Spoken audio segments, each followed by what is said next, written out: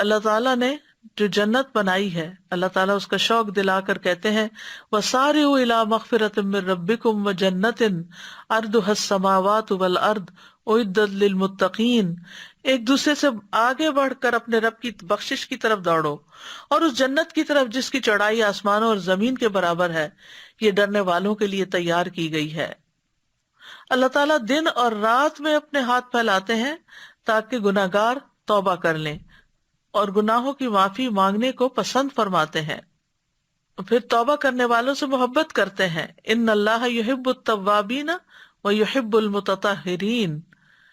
پھر توبہ کا اعلان ہر روز ہوتا ہے۔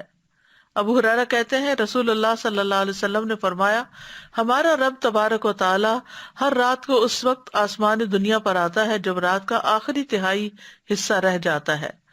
وہ کہتا ہے کوئی جو مجھ سے دعا کرے تو میں اس کی دعا قبول کروں؟ ہے کوئی مجھ سے مانگنے والا کہ میں اس سے دوں؟ ہے کوئی مجھ سے بخشش طلب کرنے والا کہ میں اس کو بخش دوں؟ یہ اتنی زیادہ وسیع ہے اللہ کی رحمت اور اللہ کی بخشش، اور پھر ایک دفعہ نہیں، بار بار بخشتا ہے۔